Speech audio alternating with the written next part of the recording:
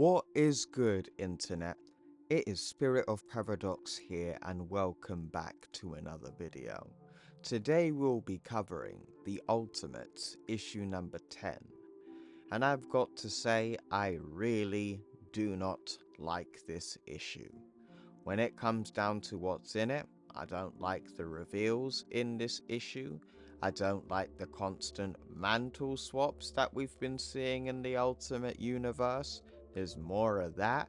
I'm not a fan of the bastardization of the Punisher, Frank Castle, and I'm not a fan of the blatant copying of Batman under the Red Hood when it comes down to the ending.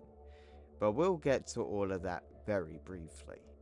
If you guys are fans of the Ultimate Universe, this is the channel you want to be on. We cover the original and the new here on the channel, so make sure you drop a like and subscribe. Let's begin. The story begins with Adolf Hitler being burnt alive by Ultimate Human Torch. "I thought Hitler killed himself," he says. And as we see, Ultimate Human Torch is telling this to the rest of the Ultimates. That was just a cover story. The Soviets were threatening a superhuman's arms race and screaming about illegal deployment overseas. Back then, we had this thing called politics. So, how'd it feel? I mean, killing Hitler, asks Ultimate Wasp. How did it feel? My brain isn't the world's oldest computer, but it's close. In my old days, I had to manually erase memories so it wouldn't slow down and seize up under the weight of all of that history. I gave up my Medal of Honor and my memory of getting that Medal of Honor. I gave up good friends, good years, and most memories of my brilliant father, Dr. Horton. For a while, I played the piano, but even that had to go.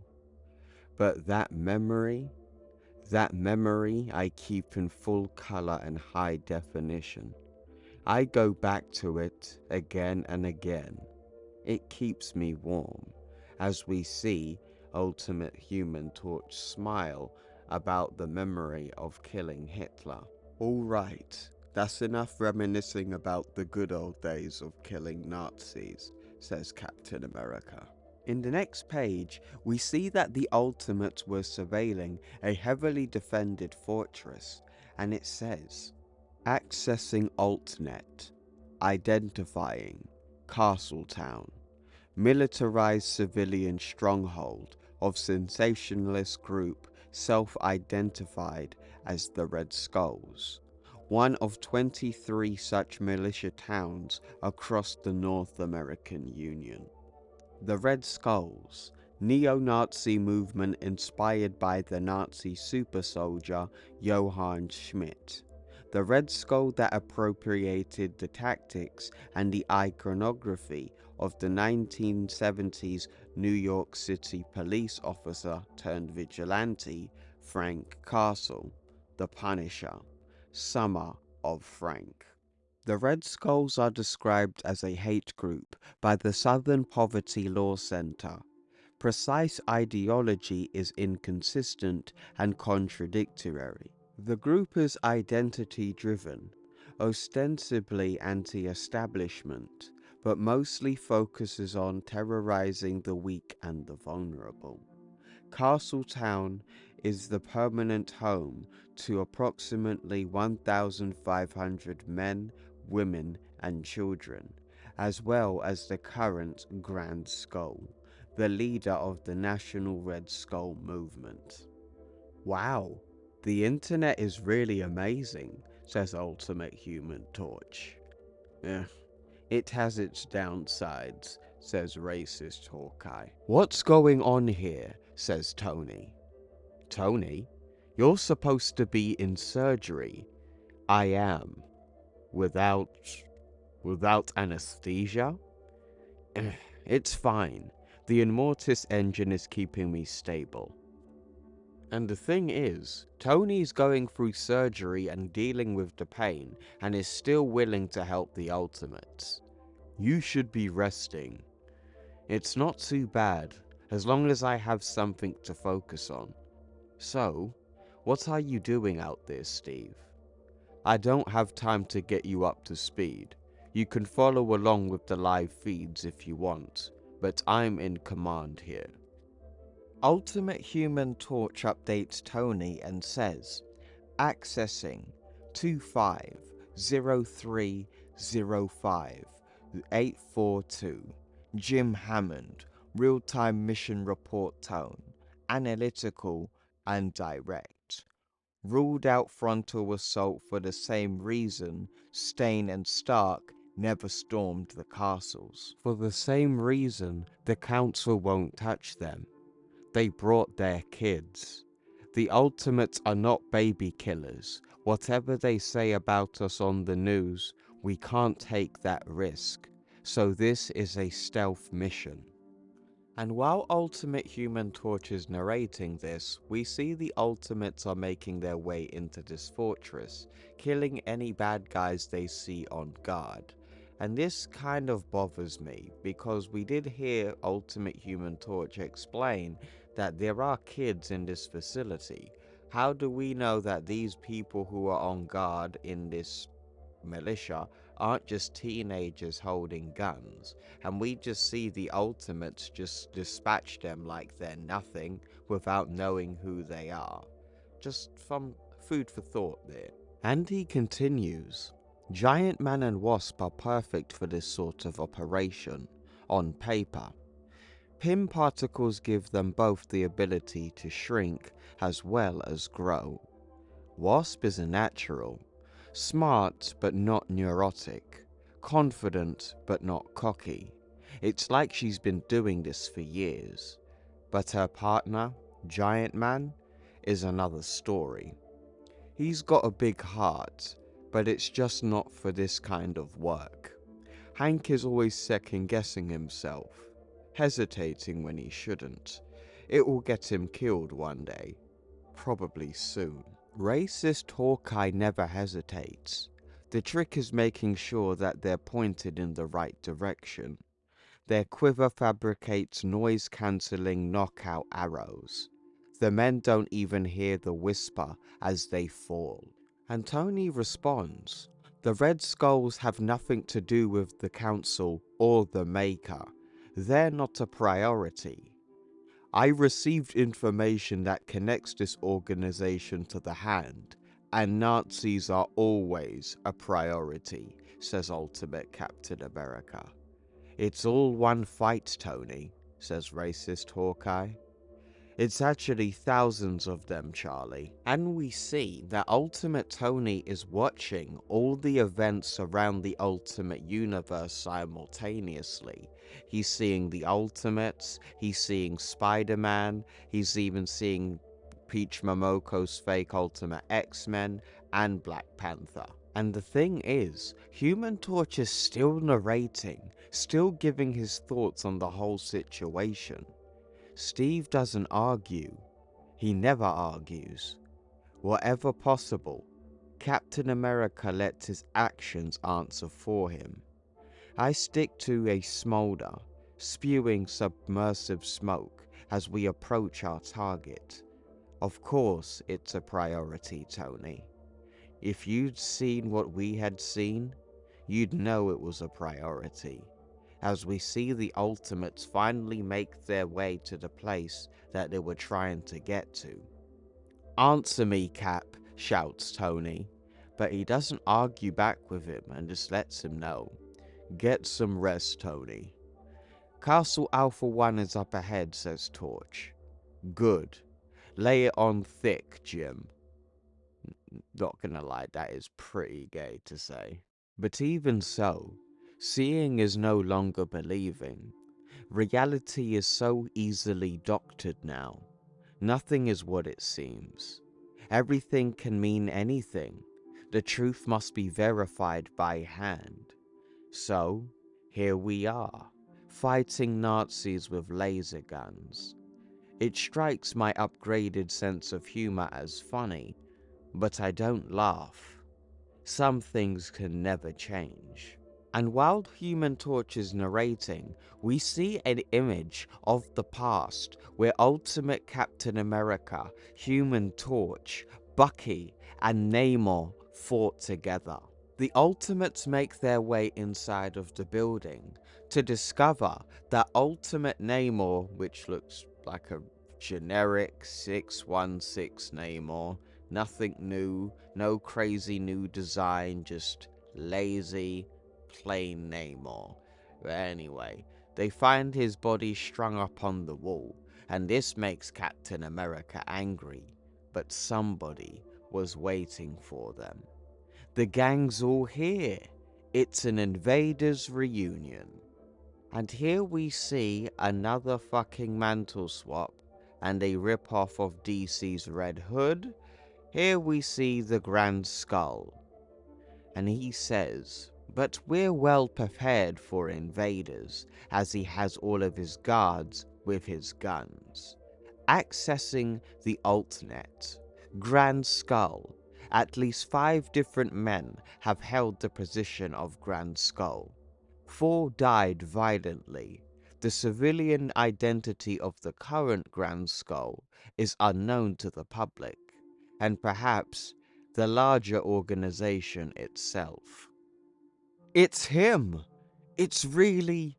As we see Ultimate Human Torch inspect Namor's body, he finds out it really is his old friend. King Namor, the Submariner. Yes, it's really him. You weren't supposed to find out about him. I wasn't ready to see you yet. And as we see, voice recognition, error. Facial recognition, error. Biometric scan results, estimated age, 73. Estimated height, 5'8". Identity, inconclusive. And Marvel's Red Hood asks, so, how's tricks, Cap? But he doesn't respond to him, and he lets him know. Get him down from there, now. How did you kill him? Shouts Human Torch. Of course not. The certificate of authenticity says his death was a political matter, an underwater coup of some kind. The Mad King was overthrown according to Atlantean custom and executed according to Atlantean law, as well as were his many wives, allies, and heirs. But the body became a holy site. Religion sprung up around it like seaweed. Oppressed Atlanteans making their pilgrimage and problems. The new regime down there didn't like it, so they exiled their former king after they killed him, which has to be some kind of first. It doesn't decay. See? They say the worshippers say it isn't just some super dense tissue. They claim the ocean's microorganisms refuse to eat the body. That even the dead, every living thing down there recognizes its rightful king. The things people hold on to, eh? It wasn't my idea to mount him, by the way. That was the last guy. A real collector, very into big game. But it turns out, the corpse is a killer retirement tool. The boys can't get enough of it. They practically piss themselves. You know, there's a lesson in this somewhere about symbols and their context. Down there, he's a miracle. Up here, he's a joke. The fish that never rots. And while Marvel's knockoff Red Hood is on his monologue, Ultimate Human Torch is trying to figure out the voice chat. The voice isn't just distorted, it's enhanced, braided with hypnotic suggestions at the frequency of human thought. And then he says, I give the signal. I am the signal. And Ultimate Cap says, Ultimates, this is what we trained for. Clear the room. The Ultimates go to battle against knockoff Red Hood's forces, and the narration continues. We move precisely, calmly, naturally, reinforcing strengths, compensating for weaknesses. We move like a finely tuned machine. As the fighting commences, knockoff Red Hood tries to make a getaway. Clear the room! Somebody get him down from there, shouts Captain America. He catches up to knockoff Red Hood and says, I'm going to break open your skull, maybe more than one. Now wait a minute. You know you could learn a lot from us, how we operate. I mean, we both preach violent revolution against the world government, but we've been at it a lot longer than you have. But the thing is, we learn more about his history. Accessing the Altnet, the headline says, the Red Skull militia massacres a caravan of inhuman refugees on the southern border. You're just racist thugs and murderers. We're nothing like you, says Captain America. Well, you're right about that. We've got more money, better branding, a much larger membership. We give them an enemy, a symbol. We give them something to believe in and something to die for. What exactly do you give them? He asked to Captain America. Here's one of our true believers now. His name is John Walker. John's been a devoted follower of Red Skull content for years, ever since he was a boy. 16 months ago, he came to me with a metal box, a message from Tony Stark, and a vial of super soldier serum, asking me what to do. Do you want to know what I said? Kick their fucking heads in, John. And as he goes in to fight the Ultimates, Human Torch instantly goes in and burns his face. And this gives me the impression that John Walker's going to be Ultimate Crossbones, Super Soldier Serum, mangled up face, wears a skull. Yeah, another fucking Mantel swap, but okay. Now that the knockoff Red Hood super soldier's been taken care of, Captain America says, You are not the Red Skull. I killed Johann Schmidt over 75 years ago. Take that thing up and give up this charade. You're done. Knockoff Red Hood shoots at Captain America, but luckily deflects it with his shield. But unfortunately, it hits the Red Hood in his helmet, causing some damage to his voice. Okay, this is Tony Stark to the Grand Skull. I am transmitting directly to your, skull. In the last 20 minutes, I've scrambled all known Red Skull content from the internet, crashed all related platforms, and drained all of your secret bank accounts. Yes, even that one. I needed something to focus on. Good gravy. It looks like you've got me. Captain America's done it again. But I'm like you now, Cap. More than a man. I'm a symbol. And symbols don't die. They just come back different. It was good to see you, Steve.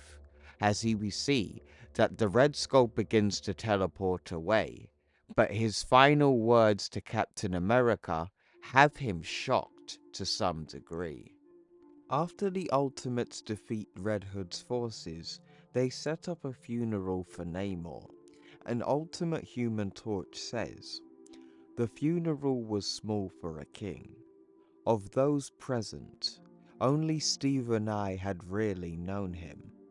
Not much was said, but what was said was true. And Steve has some words as well. He fought like hell and was our brother, as much as any man in Arlington. But the ocean was his only country. That's where he belongs. So now, we give the ocean back her king. May he inspire many a revolution, even in death, as they release his body out into sea. In the next page, this is the part I don't like because it's a direct rip-off of Batman Under the Red Hood's plot when they found out who the Red Hood was. If you're copying from other works writing, I have to call you out for that because I call that plagiarism in my eyes. But anyway, Jim Hammond real-time report. Tone, disturbed. Steve hasn't slept or spoken since the funeral. He just sits in his room with the light burning all night. As a result of my cognitive upgrade, I've gotten much better at reading human emotional cues. I recognize that Steve is deeply troubled, as am I. But why? It's not just Namor. It's something to do with that Red Hood knockoff. Said, not mind-controlled distortion, but what it was hiding. Ultimate Human Torch remembers the final words before he disappeared of the knockoff Red Hood. It was good to see you, Steve. Something familiar. And then he figures it out. Voice match. Searching. 90% voice match found. James Buckingham Barnes, aka Bucky. And Ultimate Captain America figures it out too. And with only 8 months remaining until the Makers return, that is where Ultimate issue number 10 ends. So that was the Ultimate issue number 10, and like I said folks, I really did not like this issue because it's just the same overused trick or trope that Marvel just loves to do, and it's swaps. Constant, it's either a character swap, a mantle swap, a race swap, or a gender swap. I am so sick and tired of seeing this now. That is all this new Ultimate Universe really is. Like, there is genuinely nothing unique about it. When it comes down to something new, oh, it's somebody else rocking somebody else's abilities or identity. Like, I hate this now. Genuinely hate seeing this in comics. Because we got John Walker. He looked like he was going to be the Punisher with some super soldier serum, but then his face got mangled. Just like how Crossbones' face is mangled as well. So, and he works for the Red Skull, just like Crossbones normally would. So I'm guessing that's who John Walker's going to be. Then we had the plot line of Bucky being the Red Hood, which was so fucking obvious. You know, like, it was so obvious, like how he was speaking to Steve, and I didn't even need to get to the ending of the issue to know exactly where this was going. You know, especially with like the dead giveaways. What I didn't like especially was just outright copying Batman Under the Red Hood's plotline. When it came down to discovering the Red Hood's identity in that animated film, they used like the voice recognition pattern. Like, this is a direct ripoff. Like, there's no subtlety. Like, you can't get any more on the nose than any further than it already is. You know, like, it's just lazy writing. Lazy when you do a swap around because it's not a new concept. It's just giving somebody else somebody else's identity when we just want to see the classic character but a new iteration without giving them somebody else's identity. Like, it's so overused now. I can't unsee it. That's how it's become with me now, that once I've noticed this trend, I can't see it. I can't unsee it. So that's where I'm at with this new Ultimate Universe. It's like I am so frustrated with constantly seeing swaps now. It's not creative. It's not actually new. like we got in the original Ultimate Universe. Like, we got outright new concepts that we hadn't even seen before, and new designs. With this, it's either you're just using the basic 616 design with no new iteration, nothing to differentiate it like Namor, or you're just copying somebody else's work, or you're just doing a swap around. That's all I'm really seeing from this issue, and I just could not enjoy it. Then there is the whole situation of, like, Human Torch talking about there's kids in this facility, and basically the Ultimates just go on a killing spree, not asking or wondering if any of the people that they are killing are teenagers with guns. So, I just did not like this issue at all, man. But anyway, that's all I've really got to say for this issue. Fuck this book. We're going to move on to the next one. And the next video should hopefully be Ultimate Wolverine, because that comes out in just a few minutes from now. If you guys enjoyed the video, make sure you drop a like, subscribe, and I will see you in the next one. Take care.